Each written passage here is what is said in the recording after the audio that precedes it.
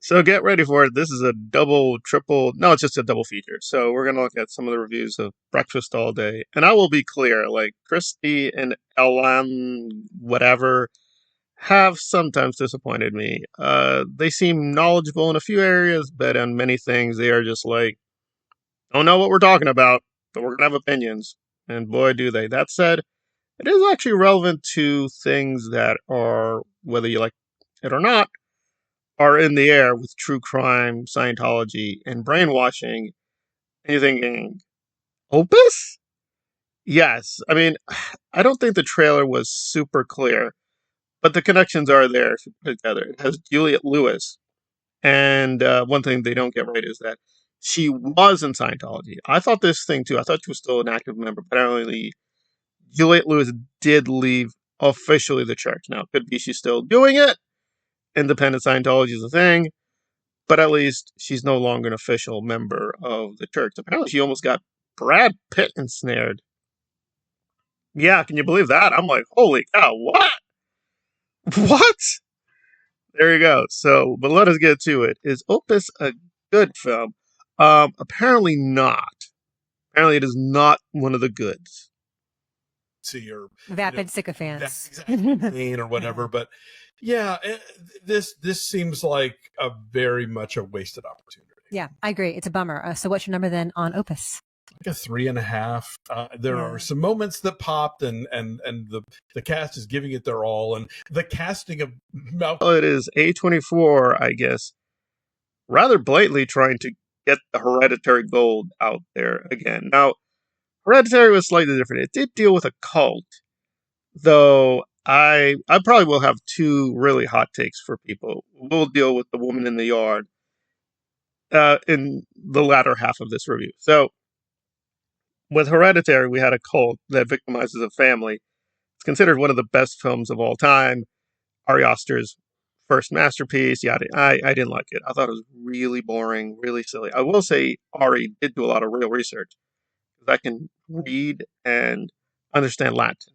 So he actually did a deep dive into Latin history and medieval history.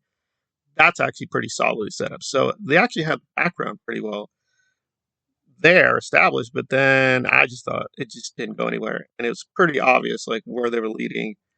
I didn't like it. I wasn't really affected by it. But there you go. It was really A24's golden boy, and they used it to set up their empire. And listen, I want to work for A24. They put out really great films, but this one apparently is very lacking. So its value is really more in the very obvious allegory about Scientology, which they say is pretty clearly there. That this is a movie that is clearly goofing on Scientology. Like, that's true. There's a whole religion called levelism that's about like tiers, leveling up, and you see like the charts for it all, and everyone's wearing blue, which is also a very big Scientologist thing. And Juliette Lewis is in the cast. Yeah, that's interesting. So she clearly. If you do want to get at least a taste of how crazy Scientology is as a cult, apparently the film is effective there. Although I do think they made several critical errors just from the trailers. They revealed who the L Ron is, and it's John Malkovich. Now, Malkovich can be an intriguing, charismatic figure, but L Ron? If this system they're putting out there is like Scientology, huh? I mean, by the way, L Ron did actually put out music. Yeah, I know you're like, huh? Yes, but seriously though, I don't know. I don't know if that was a good idea to give away who the main villain beast man is, and it's just like Malkovich trying to be Madonna and L Ron at the same time. I don't know. I don't think it quite works, but I have not seen the film officially, so I want to give it a chance, although it's not exactly wowing the critics. And neither is Woman in the Yard, where in my review of the trailers, I forgot to mention, because again, this thing was supposed to come out in January 2025.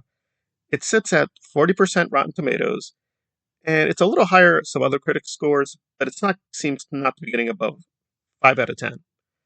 And I've checked the print people, I've checked the video people, the YouTube people. There seems to be a large consensus that, yeah, it's not really that good. So what has occurred at Women in the Yard? Well, apparently it's a tale of trauma, adult anxiety, children in danger, haunted house maybe, don't know, African-American cast, and Blumhouse wants to make the monies. And I'll say this is where Breakfast in the Club is good. Breakfast All Day. Even that's a bit of a phony title. They used to be for the working for the Young Turks. Apparently, the Young Turks is imploding. So there you go. So they're one of the early casualties of Sank trying to squeeze the money he can out of that empire.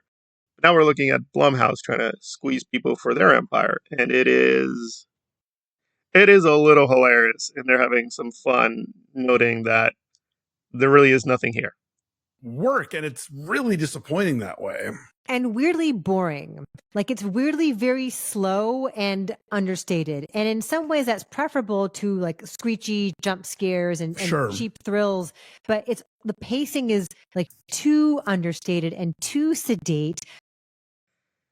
Yeah, there's really nothing here. This guy is he directed The House of Wax with Alicia Cusper.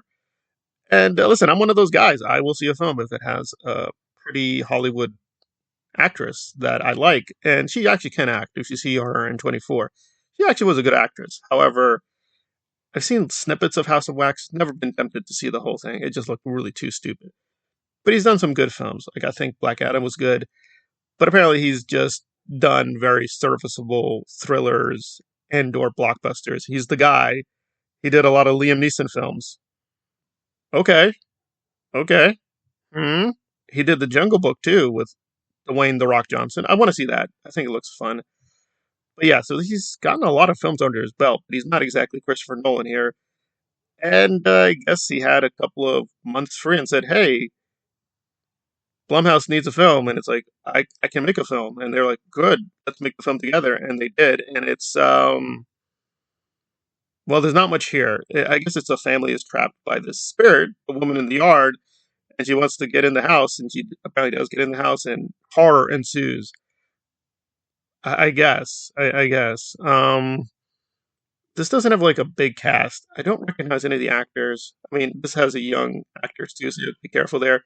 You don't want to beat up on young actors for just starting out with Blumhouse because, we all got to start somewhere. But yeah, they're having a lot of fun poking holes at this. So let's just get to their scores, which were devastatingly low. She's not just physically hobbled, but sort of emotionally as well. Yeah, and both kids are good. Yeah, I thought so too. All right, I'm going to say 3.6. Yeah, I'm at a 4. I think, like I said, it just, there's some stuff there, but they don't figure out what to do with it, or somebody. Wow, tell us what you really think about Blumhouse. Yeah, Blumhouse does have a dilemma that people used to think it was the savior of everything horror, and now they're just getting pummeled all the time in all these YouTube videos. So you might think it's the rage clickbait market just trying to get revenge and just trying to squeeze dollars from the algorithm, but no, Drum Dums, who does horror, again, same thing, I don't agree with him a lot. However, he is a real horror guy. Like, Christy and Alonzo play at being horror fans.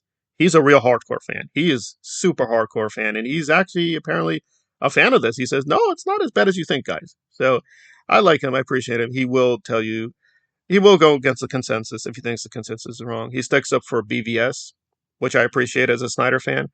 I like BVS just fine. I don't think it's a masterpiece, but it is really an intriguing film. So maybe we're all wrong here, and Woman in the Yard is much more potent than we think. But I'm going to have to say, from the trailers and everything I'm seeing, it does feel like another cheap Blumhouse film. They're trying to like trick the audience into saying, "Hey, we paid $6 million for this.